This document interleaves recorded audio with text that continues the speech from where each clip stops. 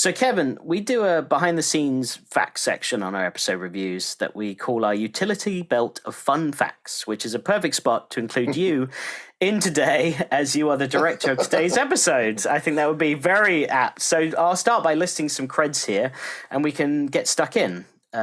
Quite a poor pun there, stuck in. I've just realized that. Okay, so we're chatting about Feeder Clay Part 2 today. So, just some creds here. Part 1 is directed by Dick Sabas. Now, am I saying that right? Because I don't know if it is. You have, with your accent, it's absolutely correct. Oh, Sabas. Okay, good. Because I've said Seabass. Yeah, I've said Sebast or Seabass before. Okay, Sebast. That's how Dick said it, Sebast. Sebast. Okay. That was written by Marv Wolfman and animated by ACOM, one of the everyone's favorite ACOM. And then Part 2, directed by Kevin Altieri, written by Michael Reeves, and animated by Tokyo Movie Shinsha. So what memories come to mind just when I list those credits right there about those episodes? Well, Part 1 and Part 2 it was Marv Wolfman. And Michael Reeves was the story editor, along with Marty Pasco. I don't know, it was kind of weird that both of them were on that episode. I think maybe Marty was the story editor and Michael came in to do rewrites or something. Right. Okay. The original script that I read, I thought Marv was fine, and the rewrites tended to make it very, very long, Okay, and, so usually rewrites would cut it down, so it was kind of the reverse. Yeah. There. And the way that I got it, I don't remember why Dick didn't do the second part or whatever, but they pulled me in. I was pulled in.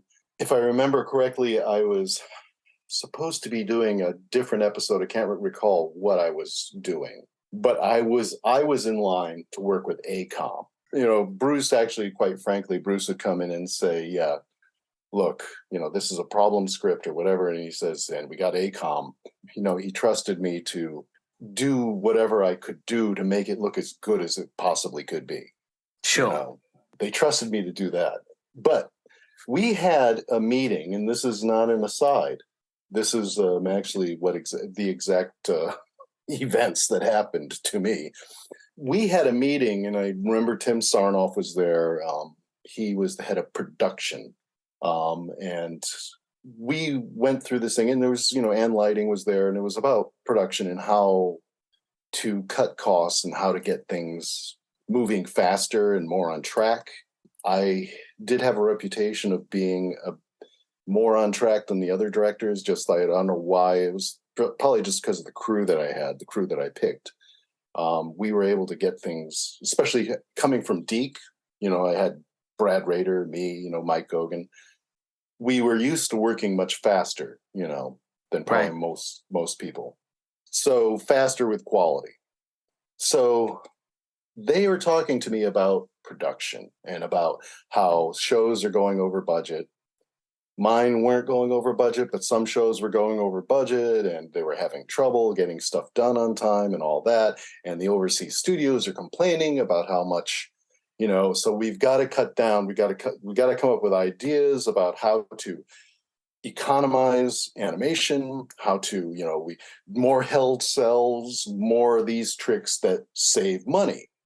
And so everything's about, we got to save money. We got to save time. The scripts must be simpler. And then we were saying as our thing, okay, so please no more crowds if that's what we're talking about. There's ways to do crowds economically, but it's still a lot of drawing. And the powers that you have, these villains, the powers and stuff that the villains have to be much simpler. They got to be simpler. Okay, everyone's in agreement.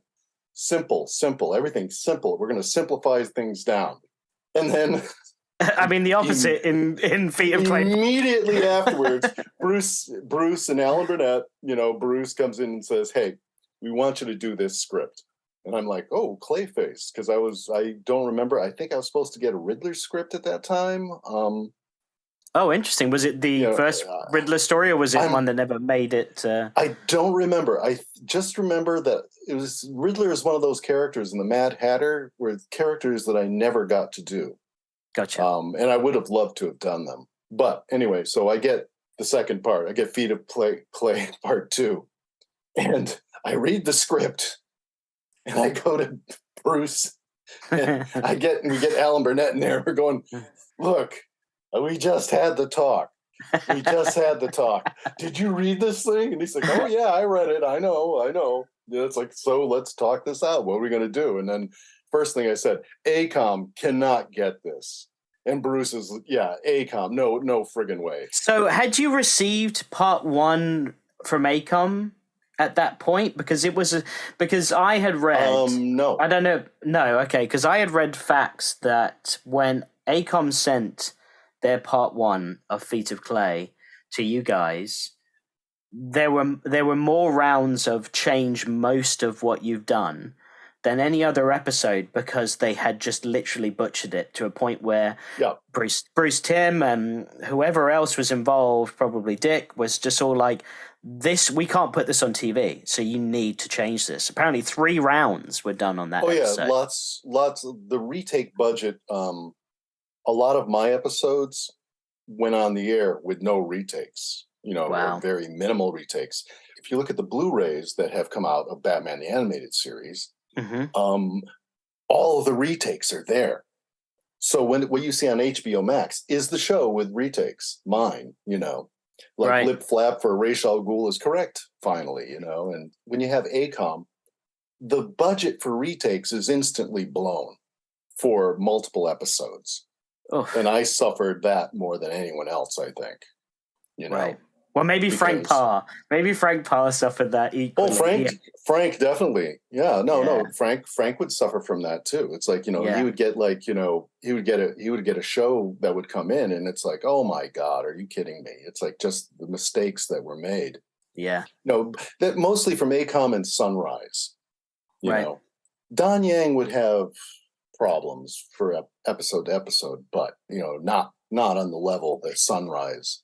And the problem with those with ACOM and Sunrise is that when Sunrise was using Studio Jade in China, and when you called retakes on that, they didn't have multiplane, they didn't have facilities or personnel to actually clean, because when you go and call a retake, you take the cell, this is back in the day, nothing is digital. You take the cell, you clean it, you de-static it, You there's ways to do it. You wipe it down, you blow air on it, you have like, and then you repaint it and do a new. Well, on the cell. On the cell. Or if it was TMS had a retake, TMS would just take that cell, new cell. Wow. They may reuse the cells later on, but they had that ability. They had. So let's rewind back to that conversation where you were talking to Bruce. He said ACOM cannot be a part of this. He said, I agree. How did TMS come into the picture then?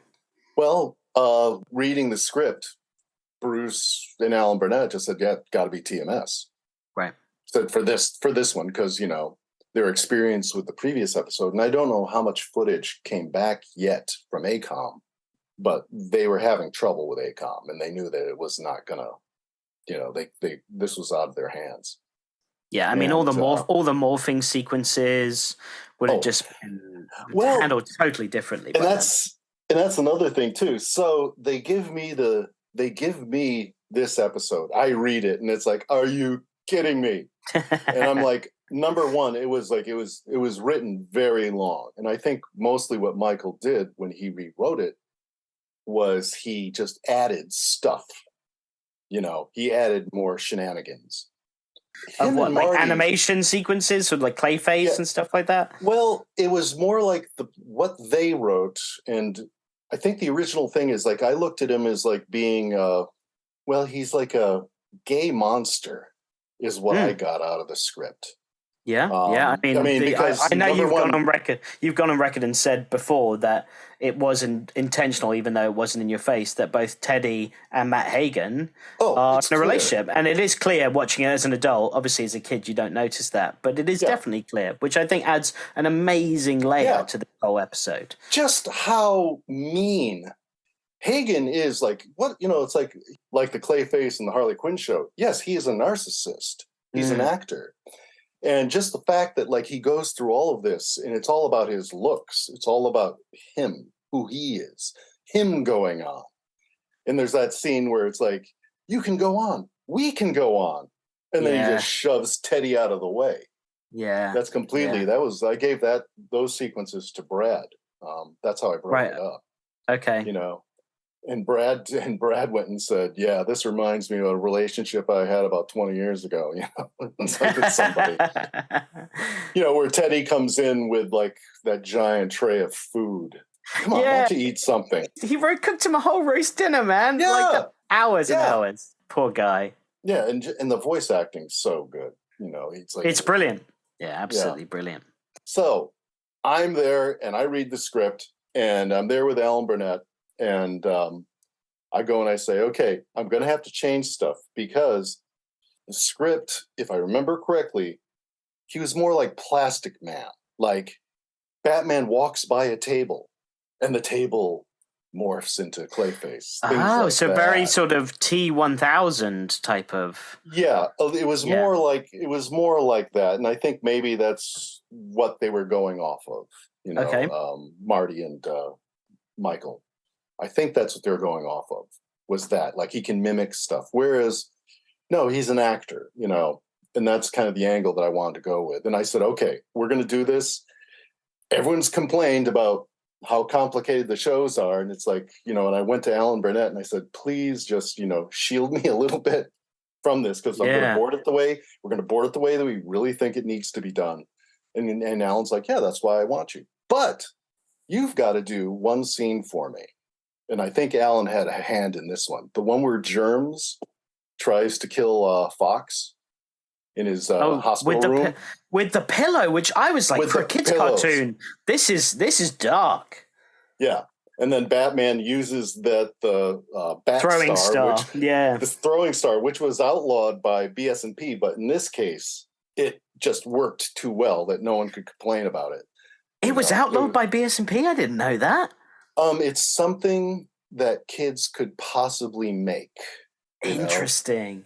Yeah, because I've seen it in other episodes we've reviewed, but I don't remember it going on much after these episodes.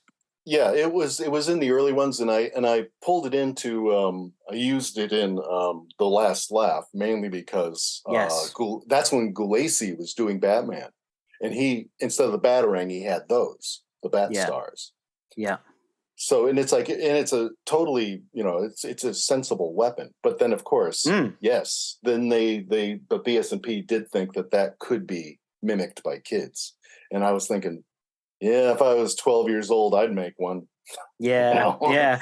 Do you know, when you said that, I was like, as a kid, I'd probably make a throwing star as well because, you can practically get your head around enough of that shape. Yeah. So Alan's saying. And here's the one thing, and I actually pointed out to Alan, I said, and this whole business with Batman punching the wall and just this glass on a shelf overhead, do you know how hard that is to animate? You know how impossible that is to do? And Alan went, I really want that. And I'm like, oh, okay, you got it, Alan. I'll do it. Is that maybe like, because he's a big fan of Hitchcock, I wonder if that was some sort of Hitchcock connection for him, maybe? Kind of, I don't know, but it was like, obviously, Alan had a hand in that sequence.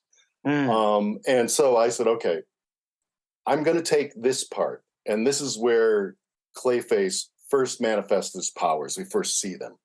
And that was a real problem sequence because there are like about 5 or 6 pages extra to the script where this cop shows up.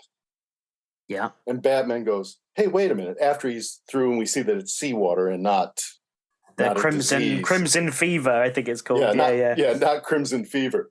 Yeah. So we enter there, and then there's a whole sequence that was cut out by me, and it's like, this will be interesting for people to see how, when you storyboard, what you have to do sometimes. And I was the director, so I didn't ask for permission. I was just, I asked for permission from Alan Burnett and Bruce, and that's it. Boom. Right. It's like we don't have time. Yeah. So the script goes on where this cop comes in and says, hold it right there, Batman. This is my collar. I'll take it from here. And then Batman goes, okay. And he takes Germs and he walks downstairs with him. And then Batman ponders and goes, there's something strange about that uniform. That was the wrong badge, or that was the wrong shoulder patch. Oh, And okay. then he goes downstairs to the street. He goes, where is that cop? And oh, there he is, and then they have a confrontation out there. I don't quite remember what happens, but Clayface, they end up in a big long fight, and a car crashes into a telephone pole, and Clayface is about to kill Batman, and electrical wires hit Clayface. All of a sudden, Clayface can't function, and he runs away. Okay, so then I guess the idea of that was for later, right? Like later on, because he gets electrocuted. Maybe that's what they were trying to do, was like Batman sees a weakness.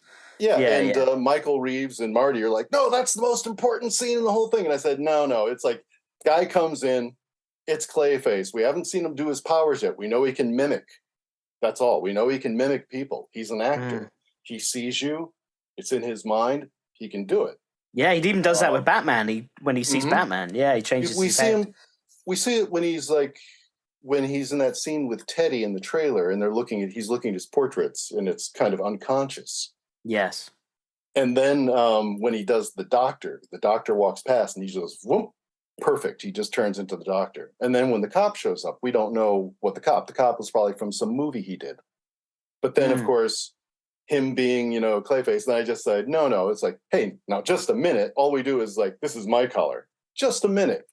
Guy just turns around, boom, slams him into the ceiling.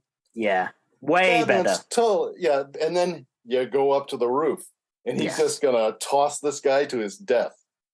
And the thing of him like going, shut up, pure Alan Burnett. Alan Burnett says, yeah, just have him grab a piece of his cheek and slap it on his mouth. I love that. I love that so much. It's such a great scene. I drew it, but Alan Burnett came up with that idea, and I'm like, man, you are one twisted mother. But that is so like Alan Burnett in the sense of like Hitchcock and everything. Like I could see that totally in the Hitchcock film, just like shut up and slam the mud on his face. And then we were like, and I had the discussion because Mike's so good, I gave him most of the third act, where all the big animation and the acting happens in the radio studio. We had discussions about, okay, because we're boarding at the same time. We're boarding simultaneously. And we had these discussions, okay, what are his powers? Because Mike said, quite frankly, it's like, I can't do what's in the script. It's like, are you kidding me? And I'm like, well, I know it's asking for a lot. And it's like, Mike, there's nothing that we can save you for the final sequence. I did the sequence where Batman's in disguise. All he is like he's in the janitor's overalls and he's just got a hat on. Yeah, man. I mean, of all the disguises Batman's ever had, I felt like that was him. I was like, that's him just being like, I don't have any costumes to wear. This is the only one I got available in the Batcave, so I guess this is what I got. And just put on a janitor's hat. And like, you can see his gloves, you can see the cowl. It was like Zorro when he disguised himself. Exactly. Yeah. Yes. It was fun. That was the entire thought. Like I did those bits, and I left the really rough stuff, the really hard stuff to Mike. So leading up there, we're discussing, okay, what are his powers? What's he doing? What's all this? We're not going to have him changing into different things. That's not what he is. He's a very personal, mean son of a bitch, right? And it's like, so, the whole thing with like where Batman's trying to save Germs, and he's taking Germs, and all of a sudden, bam, he just gets hit by this giant brick wall thing. Yeah, and then next it's like, oh. I hit him with a brick wall. He imagines a brick wall. And then he like, oh, axe, boom, spike, I can make metal now. Yeah. Yeah. Yeah. And it's like, Morning Star mace, it's like things that he can imagine, he can do. And then at first it's rough, but it's like, I love the line where Ron Perlman just goes like, hey, I'm getting pretty good at this, ain't I? It's like, figuring it out. Yeah. Yeah, he's figuring it out, and he's actually even lobster claws. We got lobster claws in there at one point, which was funny. Yeah, cooked lobster claws as well, which I thought was great. As an actor, he's probably had so many cooked lobster claws in his life that's what instantly came to mind, which was funny. So, yeah, you mentioned Ron Perlman there. How did the casting of Ron Perlman come to be for Clayface? What do you know about that whole phase? Well, we were always, that's always Andrea. Yeah. Andrea would say, and Ron Perlman had been in, like, he was in POV, he played Driller. Oh, of course he did. Yeah, you're right. Yeah. Yep. So he as a voice actor, he was like part of the whole Hollywood group that would do voice acting. He was just one of those guys. The really great performance in this one, though, belongs to Ed Begley Jr. as Germs. As Germs, yeah, he's amazing. That is an amazing performance. The emotion and stuff that you get out of him. Yeah. All of these diseases and stuff like that. Yes. Yeah. I could be infected. Yeah, like, I love that. It doesn't even sound like Ed Begley Jr. No, it doesn't. No, it doesn't at all. Yeah, he's a great character. But I mean, we've also got Ed Asner, as Roland Daggett. He's just an incredible. At one point, God. Like I'm watching like Ron Perlman and Ed Asner just like going at it like verbally with one another. I'm like, these are two outstanding actors, just like giving their A game for a Batman cartoon. It's amazing. No, it's like, watching these guys perform in the booth was so good. Ron Perlman, like, it's like Ron Perlman gave this, like when he read the script, he understood what an asshole Matt Hagen is. Like Clayface, it's like Matt Hagen is really an evil bastard. Yeah, he's a user. Really comes through. He enjoys what he's doing. It's like he's become this monster, and he's just embracing it. Yeah. So with Clayface becoming the monster, you mentioned that he was kind of like Plastic Man-like or T-1000 and such like that, morphing into tables. What do you remember about, like, I know Bruce Timm obviously did the design of the characters. Do you remember like seeing different phases of Clayface going from one to the other, or was it always just that one design was the first? That we had the design and then we just boarded it. Right. And it went to TMS, and that whole end sequence in the booth where he's influenced by what he's seeing. It's like, I can't become all of them, not at once. Batman Batman does stop him, but he doesn't stop it quite in time. And so he's just morphing into all these different things. And I just went, and Mike came in and he's like, I mean, we just had the talk where we're supposed to be saving money. I say, Mike, all I can do is say, go for it. And I'm just going to close my eyes. Right. And we're going to ship it. I'm not going to listen to anyone. It's like, it's not going to the story editors. It's like, I'm not going to look at anyone's notes. It's like, it's just got to go overseas now. And because it's a 2-parter and it had to be done. Yeah, and also, I mean, you've got 2 parts going to 2 different animation studios, and besides a few things I noticed, like the Renew You. Sorry, that was slightly different looking in part 1 than part 2. Like little differences, like Matt Hagen's trailer, but for the most part, it was pretty identical. So to have 2 different animation studios that have no idea that they're both animating 2 different episodes, pretty much, that must be all down to storyboarding, right? Like those detailed storyboards must be the thing that carries that through. So how like you showed me storyboards of The Cat and the Claw Part 1 and like how detailed that intro is of like Catwoman scaling the building. How detailed did you guys go for Feet of Clay Part 2? Oh, incredibly detailed. Yeah. Like this was as tight a board as anyone. It's the thing about the animation studio. If you look at the animation of this episode, you can tell slight differences where, and I broke it up by sequences. So I did the hospital sequences, and I did, the booth and several, and the connecting studio stuff. Okay. In the TV studio. Brad did the relationship with Teddy and Matt. Mm-hmm. Brad handled all those.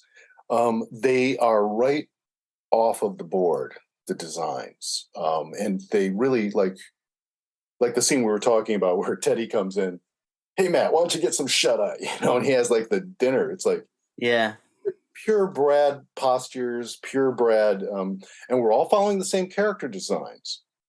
But there is you don't notice it because we're each doing different sequences. We're not like bumping into each other. But like that whole end sequence, every pose was there in the board. Every pose was there. What is happening to Clayface is in the board that drawn by Mike. And the board looks like Mike. The postures of Batman when he gets slammed back. That's a Mike drawing. Right. But the animator, I don't know what TMS did, where they got the people. This episode, right? We sent it out. It came back 2 weeks early. It's like, and it's the only time I can think of. And no reshoots or anything, or redo. We had one retake. I can only think of one retake. And that was because Batman, when the cop takes germs and leaves, Batman goes and recovers on the table, and he, after getting slammed into the ceiling, he runs out and he bursts into the stairwell. And the sign above him said Staris instead of stairs. Okay. That's all I remember retaking. That's all I remember. We just were like blown away. Wow, we were just, yeah, that's amazing. I mean, maybe some color correction, technical, maybe retakes, but no, that episode, it came back early, and we were just watching that end sequence, and I don't know what TMS did, but they must have farmed it out to some. It's TMS. It could have gone to Studio Ghibli to get that level of animation that quickly, and it could have gone to whoever the particular animator was. Well, it's interesting you say that, because there's a sequence where in the Batcave, Batman is testing Clayface's clay with electricity to see how it affects it. Which And by the way, the electricity problem. Okay, 10 pages of the script. Maybe it was only 7, but a big chunk of the script out the window. It's like, now we're on time. Brad, just have him poke it with an electric thing, and it goes through. And Brad came up with those abstract sculpture pose to pose to pose of that chunk of clay. Perfect. Yeah, and that's all you need. And that's great, because then Batman's being a detective more in the cave, which I love more than him learning, as he's out there. I love him going back and studying stuff and figuring it all out. And Alfred's perfect to have exposition with. So in the Batcave, there's a very bright orange look to the walls and some of the computers. And it's almost like a sunrise, like it's got lots of reds, yellows, and oranges in it. And I noticed TMS also did Read My Lips, the Scarface episode. And that also has very bright orange back computers, green screens with like audio waves. And that must have been their take on the Batcave. That's the only thing I can think of that I see, because you don't see that Batcave and that looks that color, that color palette like those episodes by TMS. Yeah. And here's an aside, just on TMS taking their own initiative. They animated that opening that Bruce storyboarded, heavily graphic, hard blacks against, reds. What? I should know that's TMS. I should know that's them, but I didn't know that they did that. Yeah, it doesn't look too much like TMS. It could have been any number of studios because it's so stylized. Right. And I remember Bruce did that. They were trying to get me to do an opening, and I just went to Bruce and I said, Bruce, you've got to do the opening. I was still working on Leather Wings at that time. I was doing layouts, and I was redoing layouts, and I didn't really have the time. And I'd done a lot of openings for a lot of shows, like Ghostbusters and Cops, and and actually I didn't do Cops. Peter Chung ended up doing that, but I did a lot of openings at Deke, a lot of Saturday morning cartoon openings. So Bruce wanted me to do it take on it. And I was like, Bruce, you got to do it. And it's like, I said, come on, you just got to do what you and Eric did on the trailer, except, do your, you're, it's like, you're the stylist. It's like I can't do this. At the end of the day, you're the one who made the show look the way it does. Yeah, he's the best person for it. So he did that whole stylized thing, and he really went to the wall with style, even more so than that little trailer that they did to sell the show. Sure. And it's great. And one day I'm sitting there working, and I can't even remember which episode I was working on. But I'm in my office is right next to Bruce, and Bruce goes, "Come here." And I'm like, "Okay, Bruce, what's the matter? Look at this shit." And he shows me what TMS sent. And they took his storyboards and animated the living hell out of it. Where you see like the bank robbers, full detail. I don't think Bruce ever sent them a model other than a silhouette, but they took it on themselves to come up with this whole style. And it was squash and stretch and some of the most beautiful animation you ever saw, that opening.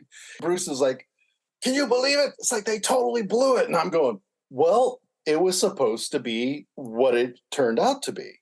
Right, I see. Okay, so too much detail to faces and stuff. Oh, no, you guys didn't see it. I saw it. I don't know where that footage went. It disappeared. Interesting. But it was TMS on fire. Like they animated everything on ones. It was crazy. Wow. Okay. So that's gone forever now. Totally way off model. Off model. Beautiful, but way off model. Not, it's like it was their own version of Batman the animated series. And that got buried. I don't know where that went. I would love to see it again because I would love to see it for the first time. That sounds great and different. An alternative opening, which is the same but just having a more TMS detail. It sounds very interesting. I mean, I love the opening. Don't get me wrong. It's the perfect opening for the show. Well, and that is the point. And Bruce was completely correct. It's like, no, you guys follow the board, follow the style, follow the design, and don't muck about, which then they were showing off and they were giving it to like their best animators. But it was like, oh my God, it was magnificent, but it was so wrong. It was so wrong. and what ended up coming back, of course, is a perfect opening. And especially when the way they did it with no credits, no title. Yeah, absolutely. And I feel like, with this episode, going back to Feet of Clay, they got to be their full TMS selves, right? Like, obviously they were following your detailed storyboards, but the morphing sequence, not just at the end, which is obviously just outstanding to watch and so detailed, but just how they did Clayface, how his movement went, and and how he just it looked believable in the things that he was shaping, creating. I really like the look of their Batman. There's just there's something particular about the cowl and the way they do the ears that I really like by TMS. They're the only studio. Maybe there was one other one but the whole thing with Batman punching the wall, the whole sequence in the hospital with germs. The animation, I had no right to expect that glass jar to animate as well as it did. Right, yeah. Because it really needed to. And even if you look at the simple stuff where, I did the poses, but the animation, it's like where he goes, Hagen's good, but no one is that good. And just the way that he, turns to the camera and just the way that they animated his eyes, it's perfect. It's perfect. It's like I can lay claim to the poses, but the animator on that sequence is like, thank you. That stuff with the seawater instead of Crimson Fever, it's such a subtle bit of animation. Tells the whole story. And absolutely. You don't need any. And TMS is the only studio I think at that time that really, they pulled it off with time to spare. That's the amazing thing. Yeah, that is amazing. I mean, there's so many great sequences, like Alfred in his very fancy driving outfit that we see for the first Yes. time in this, with his fancy Oh, hat. that was another thing. Again, just to show, like, and by the way, the story editors tried to get me fired over this one. They Oh took yeah, this. okay, go on. They said, "Have you seen this footage?" You know, and showed it to Alan Burnett, and it's like, "Have you seen this? Look how he screwed up. We're gonna get you." You know, and it's like, and Alan Burnett was like, "No, I really like it." You know. So what was the sequence they Oh, were trying? okay. Here's another example. The beginning of the show happens. Okay, Bruce Wayne gets out of jail. Blah blah blah. The press is there. Bruce Wayne goes home, goes to the Batcave, hangs out in the Batcave. Harumph, harumph. They're looking at the computer, coming up with ideas. But Right. and then from the Batcave, he gets into the Batmobile and he goes cross town and blah blah blah. It's like, okay, that's 3 pages too long. Yeah. Batman comes down the steps. Alfred's waiting for him. The door closes. Window goes up. He pulls out of a briefcase the bat cowl. Done. And what I love about that sequence is the angle that you choose, where Alfred Yeah. is looking in the rearview mirror, and you see just a shadowy Bruce Wayne figure, and Yep. then the next thing you know, you see the bat cowl come on, and then you see Batman Shadow. Instantly, you don't need to know anything else. You're just like, okay, he's Batman now. He runs out the car and he's off in Gotham. It's nighttime. He's doing his Batman thing. Easy, like that's great. And then I actually, it's like, just to show you the difference between writers, Marty Pasco and Michael Reeves were furious at me over that. Furious. Interesting. Oh, you can't do that. You can't change our script. Marv Wolfman, who I also knew, who I saw right after it came on the air. But Marv Wolfman came up to me and he said, "Oh man, it's like, you did that so well. Thank you, thank you, thank you. That was awesome." He loved it. There you go then. Yeah. I mean, how did Marv Wolfman get involved in these episodes then? Because he's obviously a very well-known comic book character creator, some of the greatest, like Teen Titans, he worked on a lot of animation. Yeah, he worked on a lot of animation. He wrote a lot of animation scripts. I mean, I know later on from what I saw, I mean, I guess there was a few before Batman, definitely. Yeah. But like after Batman, from his credits on IMDb, like Spider-Man, the animated series was another big one that he was on. But yeah, I was just curious how that all came to be, but if he was already in animation, that makes sense. But I think it was, Marty was a comic book guy. So he would pull in things. And Paul, was friends with a lot of the comic book writers. So I don't know exactly who is the connection, but having Marv Wolfman write a script is like, or Len Wein, it's like, it's easy. And they were all Los Angeles people anyway. Right, so they were right there. Yeah, I mean, it's like it's just great because, as you said, they're comic book creators, so they get it. But there's a lot going on with Clayface because it's the combination of two different Clayfaces, if I'm correct, from the comics. Because you've got the one that's out for revenge, and then you've got the other one that's the actor. And you kind of combine both of them and then name them Matt Hagen, which I believe was the second Clayface in the comics. Do you remember any choice behind that and like combining it with the writer's choice to do all of that? We had the design that Bruce came up with because that was barely in the first episode, but we had Bruce's design, and that's really cool. We went off of because it was totally different than like the Marshall Rogers Clayface, where he's this troubled scientist with like the encased the outfit that encases him and stuff. Yeah, and it was very different. And we were very conscious of, not doing the comic book, But still, obviously, paying odes to it, but doing your own thing. I mean, that's it's great because you've taken another, let's call Clayface a C-list character, right? Like not very well known until the animated series, and a lot like Mr. Freeze, a lot like Two-Face, taking these characters that people might recognize, but weren't really in Batman 66. I mean, Mr. Freeze was, but still, it wasn't that version. And just totally giving them a whole new backstory that, you know, is designed around tragedy, and it's obviously those beats are very Hitchcock, and you know, and there's sort of like some great horror movie, like 50s horror movie feel to Clayface, like Swamp Thing and things like that, or like the Creature from the Black Lagoon. And yeah, I mean, that's obviously why, you know, I do a podcast and we're talking about this right now, is, you know, those serious beats going into it. But it's also the surrounding characters, like Roland Daggett. Do you know where that character came from? Because I'm not sure if he's a comic book originally or if he's... I believe he was created for this script specifically. I thought he was, yeah. I believe it was original, just an original concept. And again, I'm sure you'll say that was all Andrea, but do you remember any, like, Ed Asner situations, or seeing him record Roland Daggett lines, like how that all came to be?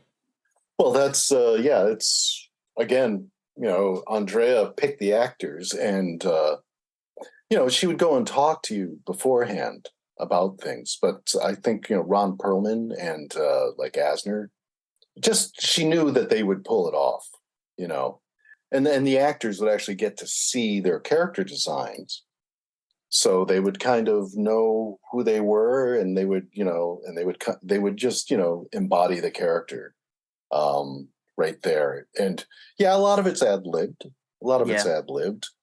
I was asked questions at the recording, and I don't really recall what they were, except that, you know, you might come up with stuff like, you know, Ed Asner in the studio, it's like a delivery of a line. I said, oh, no, you're really nervous here. Yeah, we'll do it like you're nervous, you know, because like when this big lady's coming down the aisle and walking to him and challenging him.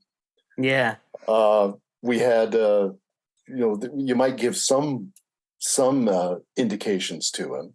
You describe what's happening, you know, more than the script. And then he says, got it, you know, that kind of thing. Gotcha. Yeah. And that definitely reads on screen. Oh, and I don't know if anyone noticed, and I probably shouldn't say this, but it was on purpose. But we had Daggett's henchman, you know, Torpedo, and I think Weasel, his partner, right? The two gunslingers who are like, you know, who are going to draw on Clayface, and he just throws a gob of clay and just plugs up their guns, and they just see a boss. They just run off. They're gone. You know? Oh, I didn't even recognize them. That was so quick. Yeah, because they come back in like I think like I Am the Night. No, not I Am the Night. Something. Just designs that were reused. Yeah. I remember them now. Yeah.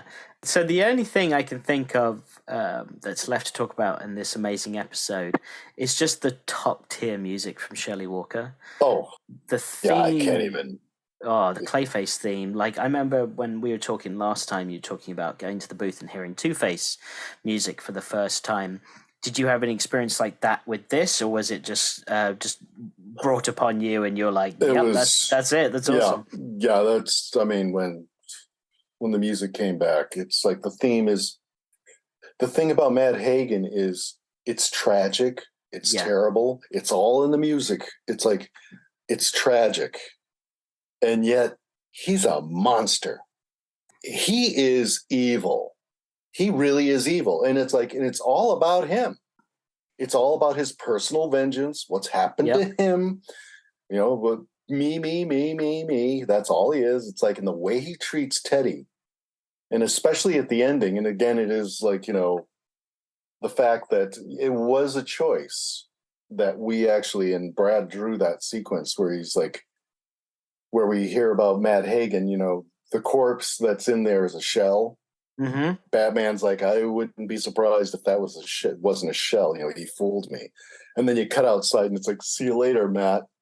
Yeah, and saying goodbye. And then you see this attractive lady behind him start laughing this evil, nasty laugh, and eyes go yellow, which I love. That's how Clayface reveals himself before he morphs into Clayface. Is his eyes go yellow? It's very like just old school horror vibes, you know what I mean? Like Possession or something, you know, when you see that in old films, or even like Evil Dead, you've got that in there as well. And I love all of that. It's just such a great little hint as an audience member. You're like, and oh, again, that's Clayface. That's great. Yeah. Yeah. And it's like, and again, what a prick. Yeah, what a rotten guy. It's like just Teddy's saying, Teddy do that. Yeah. Teddy's torn up, even after as badly as he's been treated. You know, he loves Matt. He's always loved him. He's helped him. He's even helped him in his career of crime impersonations. You know, because he has total sympathy for him. He never loses it. And at the end, it's like, see you later, Matt. And he's walking off sad. And Matt Hagen thinks that him impersonating a girl is just the funniest thing, that he's standing right next to his ex-lover and he just thinks it's funnier than hell. Yeah. And it's total evil. It's an evil laugh.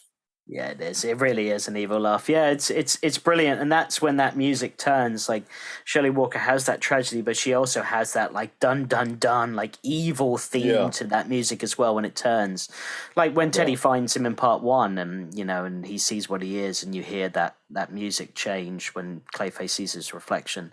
It's just it's a really brilliant episode. I know, you know, well, this is me obviously being circumstantial here, but I think the idea was, let's put our best first, right? Like, I know Cat the Claw part 1 and 2, well, part 1 went first because Batman Returns, Catwoman's in it. They were trying to obviously bring that around because that was coming out soon. And then they were like, okay, Leather Wings, that's obviously the first episode, let's do that. And then they were straight into doing Heart of Ice. And then, Clayface part 1 and 2 was the first two-parter that went back to back because, like I said, Cat and the Claw was broken up. And look, you know, Heart of Ice, another tragic villain, Clayface just the same. You know, I know it was the heavy hitters. You know, that I can see why they went first. They're just brilliant episodes, and obviously, you know, part 1, you know, ACOM. I still think they did an okay job. Like when we review part 1. That was ACOM going to the wall. They that was their absolute best. Like they're probably killing themselves to do that level. Yeah, and you know what? And it looked better than a lot of their other episodes. I mean, that whole Batwing interrogation scene is great. Oh, that's what I meant to ask you. You're a big aviation fan. Did you have any, before we go, did you have any say on the design of the Batwing at all? Did you have anything that you put your finger? No? Did you just sit back and if you'll notice in all of my episodes, I refused to have the Batwing because here we have this world. Bruce Wayne is driving a Cord, a 1936 Cord, I think. Not sure exactly the year that it was based on.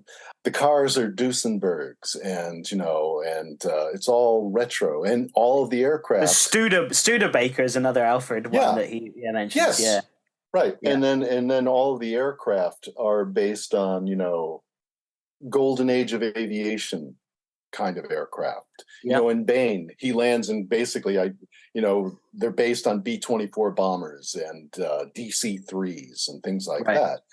And then you have the Batmobile, which is kind of very modern, but that could have been made in the 30s too. That streamlined deco look.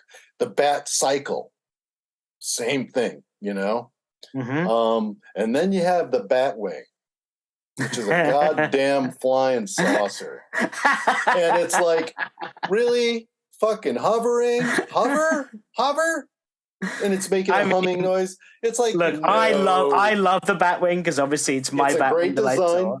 But I get it, man. Like, you know, it fitting with his other vehicles, it does stand out a bit. Yeah, in Avatar, Michael had Bruce Wayne leave from the Batcave to go and see Talia, and he flies to Gibraltar or whatever in the Batwing, and I'm like, yeah, I'm taking that out. Interesting. And I just like, and you just have a sequence. It's like, yeah, no, if he gets on an airliner, he's flying first class, I'm sure. Right. He needs time to study and to figure out where he's going, you know, and it's like, so like Indiana Jones used to do, you know, on a plane. Yeah. off Just on an an image. adventure. Yeah. Just with an image, boom, you're there. Mm-hmm. In the Batwing, it's like oh man, it's like all this cool retro stuff. So yeah, you've avoided the Batwing. Oh, I took it out. I refused to draw that thing. To this day, I have never drawn the Batwing, and it's not saying it's not a cool design, but I'm going like I said, deco, retro, cool Batmobile, cool Batcycle. What the hell is this thing? It's like, I would love to see what your take on the Batwing. I'll tell you what my take on the Batwing would be. I wanted a GB racer. A GB, I'm going to Google that right now. What's a GB racer? It's like it's the plane that only a genius pilot like Jimmy Doolittle could fly. It killed the designer who flew it. It was just an engine. Right. It's from the Rocketeer. The Rocketeer has a GB. It's a modified one. All right, but if you look at the original, myself. The original GB is what led to the design of the P-47. It's basically the biggest engine made at the time, and as small a fuselage as possible. Kevin, this is what you wanted the Batwing to be? Oh yeah. And it's like it's like a little chubby plane. It's like a little thumb with wings. It is the coolest, one of the coolest aircraft designs ever. Think about it though. Look, I can't say I don't see it. I can't say I agree with you, but it's really interesting. That's what yours would have basically like. Basically like a GB racer with scallops on it or an autogyro. And if you'll remember, same thing in when we go and Ra's al Ghul finally shows up, you'll notice like the retro, almost Victorian style aircraft that he has. But in Off Balance, where we introduce it, what the Shadow Society, what they're flying, are basically GB style autogyros. So if Batman in this era, if he's flying around in the city like the Shadow, he would have an autogyro. But the Batwing, being like the super fast for that style, or like the Hughes H1 would be another design I would have gone for. Okay, with a bat stuff to it, and that kind of lends itself to the technology. I'm looking at that now. That's cooler than the last one. I'm just thinking about me as a kid, right? Like buying all these toys because obviously I had every action figure. I would want to have. I'd want to have. You would, but I don't know how. With the bat scallops on it. Oh man, that'd be so. It's just nothing but an engine with a cockpit. Yeah, I mean, I can see with the Hughes where that could come into play with the Batwing. Yeah, but the whole thing of like a hovercraft, where it hovers and it's like, what the hell? How's this? It's like there isn't even the technology of a Harrier jet, and there are no jets in this world. There aren't any jet aircraft. But that's the question mark about Batman the Animated Series, because it is so obviously based in this like 30s time period.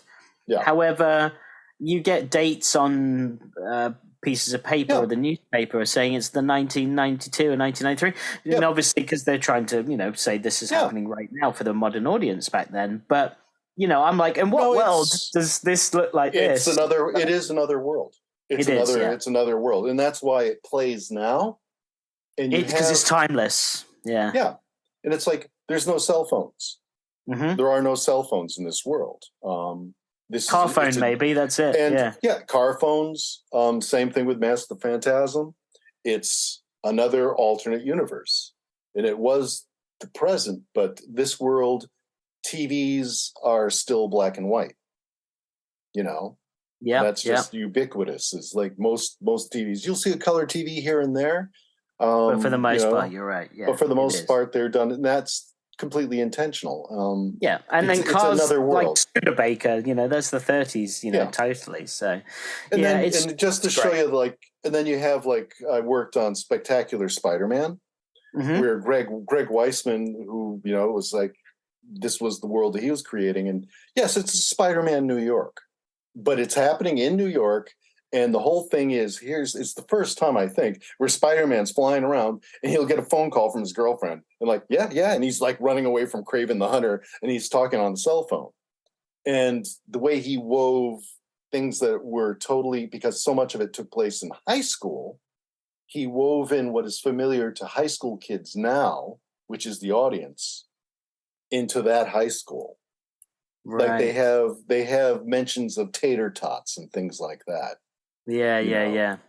So for that show, that's what made that one unique. That Spider-Man.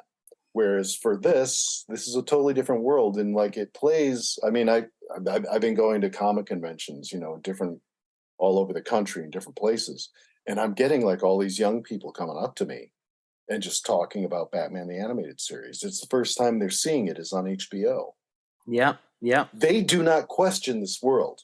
They don't go, "Hey, where's the cell phones?" Yeah. They don't question it. They just go with it.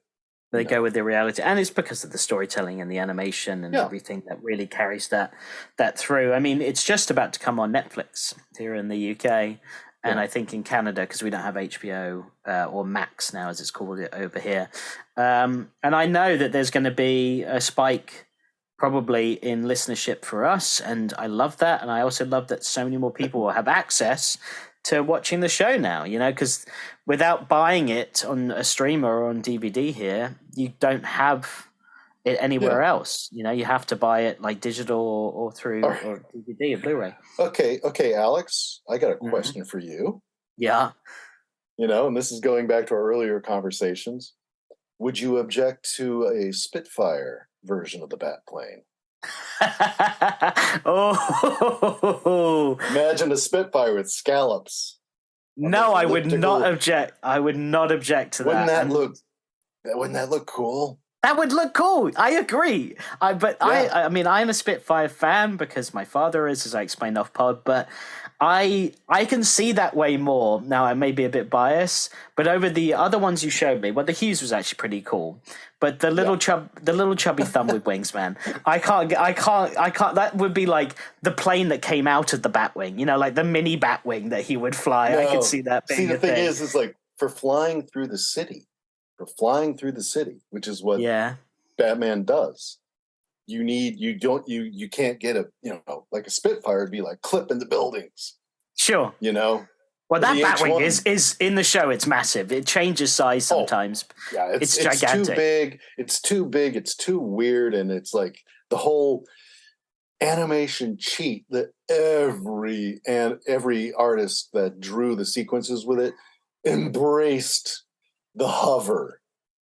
Sure. It's like you couldn't even give me a short landing with the thing. It's like, no, it hovers. and then Bruce Wayne, he also has a technology where he goes like, just hits a button. It's like, follow me like a dog, It's like it'll follow you around. It's got its own brain. Just too advanced. I love how much you didn't like that. I think that's really great because obviously there's so much that you did on this show. And there's so much positivity, but it's really nice to hear the one thing where you're like, you know what? That was never me, which is great, man. Like, I'd love to see a Spitfire Batwing. If you ever draw that, please share that with me because I think that would look. I think I can already start to picture some of it in my mind. I think that would look so damn cool. And that's a great choice. And then instead of the roundel, you've just got the bat signal. It's circular anyway. With the bat signal. That would be so cool. See, I love that. Yeah, that's cool, man. All right, you've convinced me on that one. At least you knew how to play me on that one. So thank you so much for coming on. This has been such a great and a way extensive chat, which I really appreciate. So many facts there to share with all our listeners. Is there anything that you're working on that you can share right now before we jet off? Well, I was working with Paul Dini and Alan Burnett, and I did, which came out pretty recently, a few months ago. Well, actually, quite a few months ago now. But Batman Adventures Continue. Yep, awesome. I did that, and it's like, and I'm not sure yet, but I'm looking. Hopefully, I'll be doing more with Alan and Paul, comic book wise. The strike is still going on in Los Angeles, so God knows what the next what the next shows are going to be. Yeah, it is affecting animation, like it's affecting everyone in Los Angeles. Yeah. And it's not a good thing. It's not good. It's like there's people are suffering. And, it's a really hard situation from what I've read and seen being over here. But just how none of the studios are even ready to play ball yet. You know, they're just waiting for people to lose houses and stuff is just awful. Yeah, and it's like the fact that someone was so comfortable. And again, shout out to Ron Perlman. I don't know if you go online. I saw that video. Yeah. Yeah, and it's like, thank you, Ron. And it's like, and he's one of the actors that's probably sitting pretty. He doesn't like, you know. No, yeah, absolutely. Sons of Anarchy already like paid all his bills. Hellboy, I mean, the list goes on, you know. And I go like Fran Drescher, she doesn't have to say anything. She can play along. She's got, she's, just from The Nanny or whatever. She doesn't have to say anything, and yet she's coming out and they're fighting for, they're fighting for the little guys, like the actors that are extras that, they'll do stage plays. They'll do, and they're quite accomplished. They'll do like, plays and different things around town just because they love acting. Yeah. And they'll do stand-up and things like that. But you can't make a living at that. No. Not living in Los Angeles and not with any kind of style. And so it is about the little guys. It is about the people who create props. It's about the people who build sets. Or it's about the people that caterers. Exactly. Yeah. Or like would write like one script of a TV episode, and that's it. And then try and find the next thing, not on a series. And the fact that there's been no residuals, I know that a lot of people that would bounce around from TV shows or act in, one episode of something or one little bit in a movie, like the residuals is what helped them to the next thing, but because the streamers have changed all of that, they're not getting, I mean, people like there was the Orange is the New Black. There was a cast member. That show was fucking huge on Netflix and probably still is very popular. She showed a check of her residuals for 3 years and it was $200. And you're like, what? Yeah. That's crazy. Hey, welcome to the club, Yeah. It's like, I don't get anything. I don't get anything, No, I don't. Yeah, of course. So everyone thinks that we're all sitting here on a giant pile of cash, and some people maybe are, but most are not. Actors, it's like they specifically, and it's weird that the top money earners, when they look at the problem with a budget, they always go to the people who are the little guys, and like say there's an actress that, because she's pretty and she has a certain look, a director wants her for a sequence just to be in the background at the bar, and say the bar is, we're going to be filming at this location for the next 5 or 6 days. That's 5 or 6 days that this actress has to make what little bit of money, the daily rate that she gets. Right. Now they want to make that an hour. We're only paying you for an hour, and we're going to take your picture in the costume or whatever, and we're going to mimic it, and we're going to do it in CG, and you have to sign, in order to get paid, you have to sign this piece of paper giving us the right to use your likeness in perpetuity. In perpetuity. It's crazy, I know. It's disgusting. Yeah. It's not a question of AI being able to do it. And that's another thing. Oh, but AI and, technology now and blah, blah, blah. And it's like, that's not the question. The question is just fair is fair. And quality, you don't just throw quality out the window, because what actors bring to things, even if it's just small, well, like we were talking about Ed Begley Jr., there's small nuances. There's things that actors bring to it. There's things that artists bring to these, absolutely, individual touches. There's things that animators bring to it that you just don't mimic. And for the audience out there, when you're watching some elaborate, gigantic thing on Netflix where, like, giant haymaker fights by superheroes, and you're going, there's a lot of explosions and stuff going on, but I am bored to tears. I don't know why. Well, Right. that's why, because there's no personality to it. There isn't that zing that artists bring to it, whether the artist is an actor or a musician or whatever. And that's what the fight's about. That's what the strikes are about right now. Because I'll tell you, the actors out there, that they are suffering just like I'm suffering, Yeah. It's like in Los Angeles has become a very expensive place to live. And when I say Los Angeles, I'm including Burbank, the Valley, just the whole area. Nothing, it's like just buying food is so expensive now. If anyone notices, you'll notice the people who are quiet about the situation, who benefit from it, or don't care. Yeah, I got mine. I know, and they cater to them as well. Yeah, thank you so much for coming on the show again and sharing all of that stuff about Feet of Clay Part 2. It is instantly up there as one of my new favorite episodes. I would, it's we go through these episodes and we haven't found one that has rivaled On Leather Wings yet for just the perfect animation with music and story and voice acting. Just On Leather Wings is just pitch perfect for us. Yeah. It's so amazing. And I would say that for me, at least personally, this is equal to On Leather Wings, or might slightly beat it out, because you can't have Part 2 without Part 1, and that's the only thing where I think On Leather Wings slightly beats it out. And again, this is all my opinion. Because Part 1 is good, but it's no Part 2, in my opinion, of Feet of Clay. But it's just astounding. Like, when I watched this the other day, I was just like, this is another level of this show that has just gone straight up. It's watching these episodes, you're like, okay, and then you get to like Two-Face Part 1 and 2, and you're like, oh, fuck me, this is good. And then you're going a bit further along, and then you get to like Heart of Ice, and you're like, Jesus, this is another level. And then you get to this, and it's like, this is another level as well. So hats off to you, man. Like, you and everybody behind these episodes, just incredible work, and thank you for not only coming on this podcast, but for doing the show and making this amazing episode. Well, you're welcome. I mean, what else can you say, right?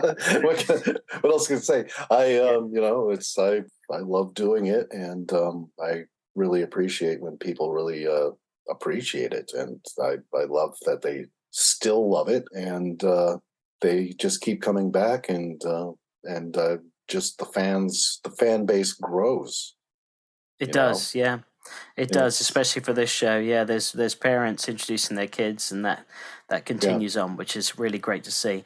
Well, you're talking about they keep on coming back. I will certainly come back, I'm sure, and drop in your your inbox again when it comes to more facts about shows. So yeah, thank you so much for coming on, and until next time, take care, Kevin. You too. Thanks a lot. Well, that was fun. Who's for Chinese?